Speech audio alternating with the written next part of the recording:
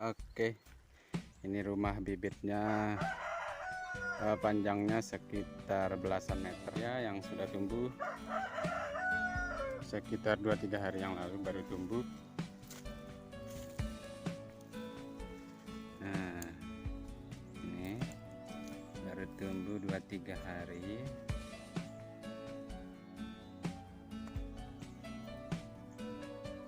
Oke, yang ini sudah sekitar 1 mingguan, 5-6 hari ya, 1 mingguan lah ya, ini.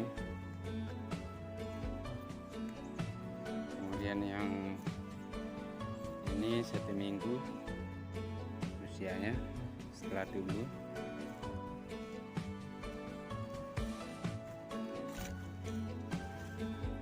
Oke,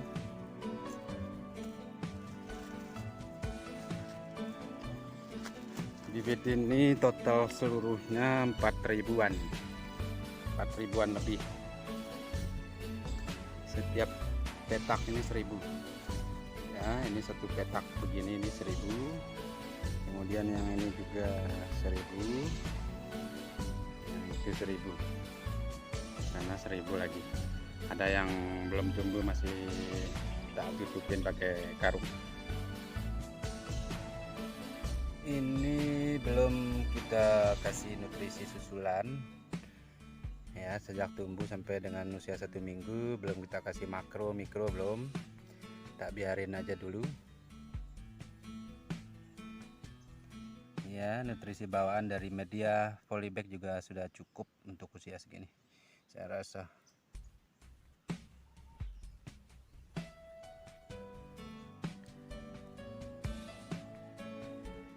Nanti target usia 25 hari sudah kita pindah ke media tanam.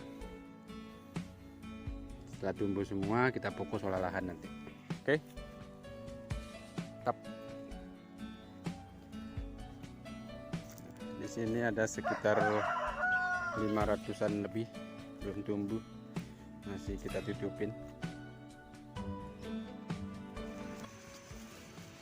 Nah, sekarang usia bibit sudah di 25 hari, kurang lebih 25 hari ya. Ini sudah siap pindah tanam. Tinggal nunggu selesai pemasangan mulsa, kita langsung tanam. Sudah usianya ini.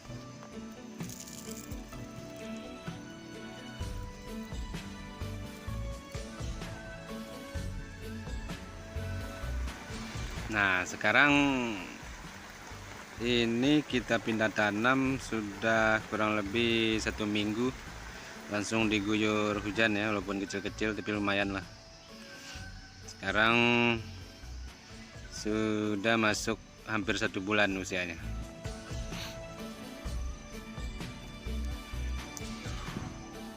Habis kita airin tadi. Ini yang sudah 1 bulanan, yang kita tanam lebih duluan kemarin. Udah di usia 1 bulan.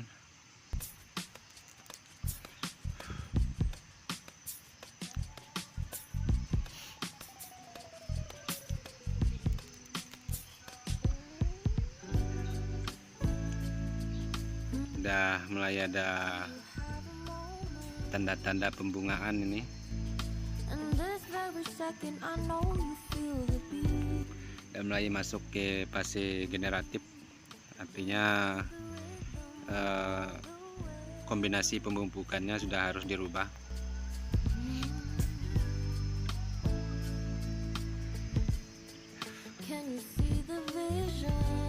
Ini sudah 1 bulan lebih, udah hampir 1,5 bulan ini enggak, sejak tanam usianya.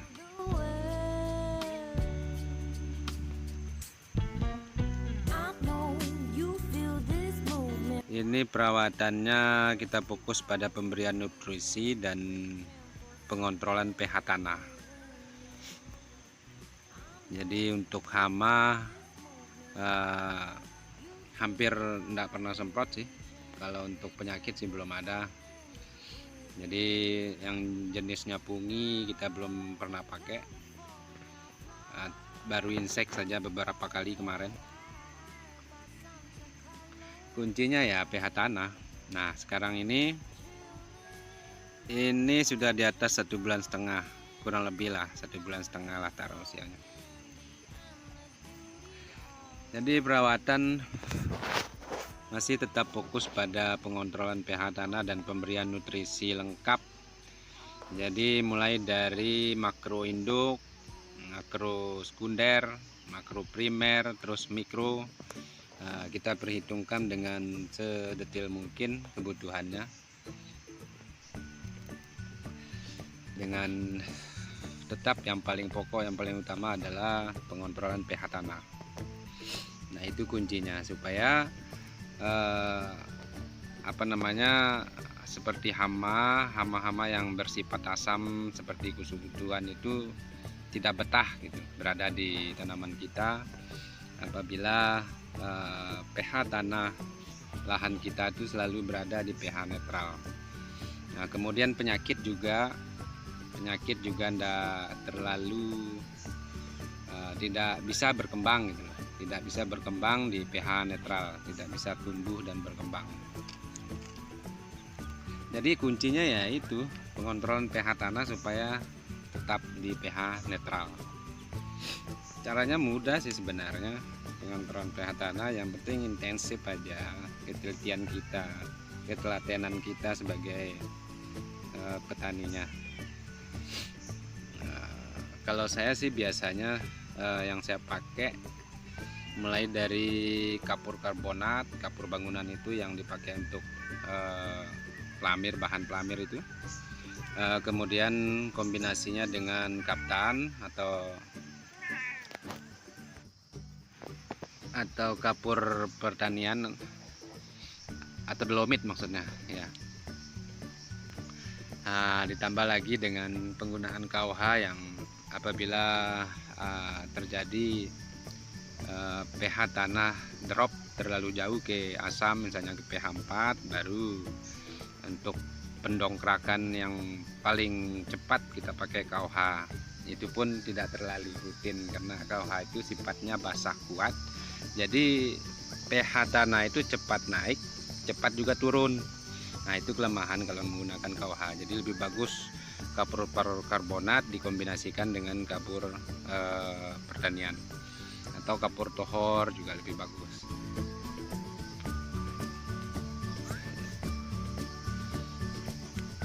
Jadi tanaman ini dari sejak tanam sampai dengan usia sekarang ini sudah di atas 1,5 bulan ya.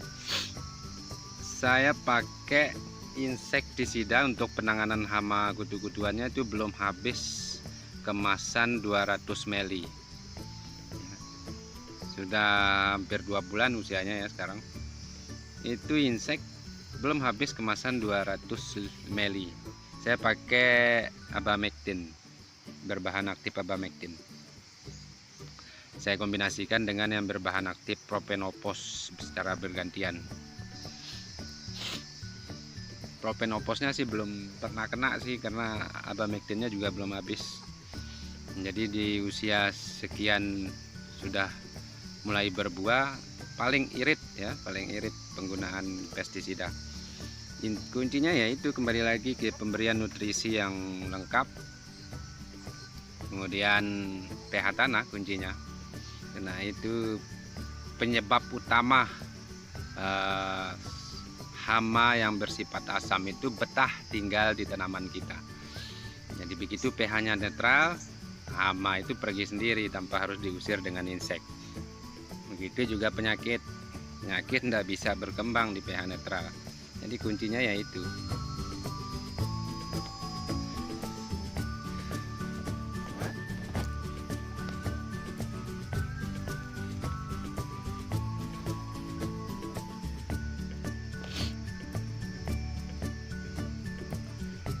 dibilang ini tanahnya mungkin yang subur ya, tanahnya sih udah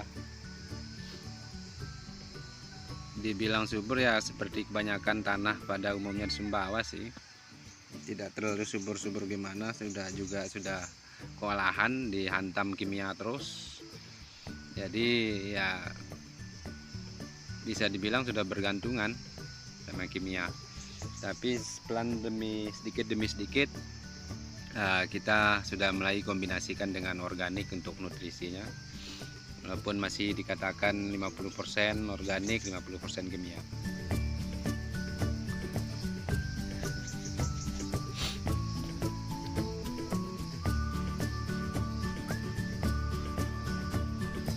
Nah, ini sudah 2 bulan lebih sekarang ini usianya, sudah berbuah, sudah mulai ada yang matang malah di buah-buah pertama.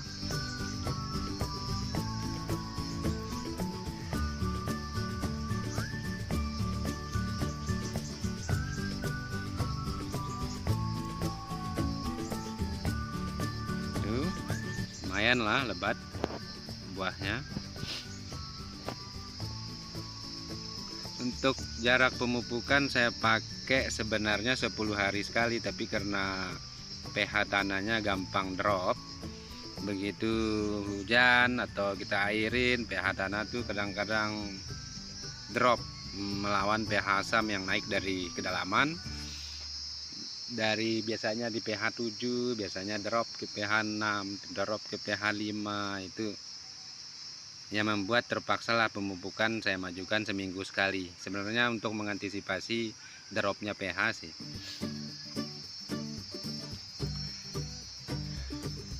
Jadi saya tidak pakai pemupukan susulan yang intensif 10 hari sekali, tidak pakai. Karena tujuannya meskipun nutrisi itu saya kasih cukup rendah sih sebenarnya di usia sebesar ini, palingan sekitar 5.000 sampai 6.000 ppm. Tapi karena jaraknya tidak terlalu jauh, tidak terlalu lama, cukup sih jadinya.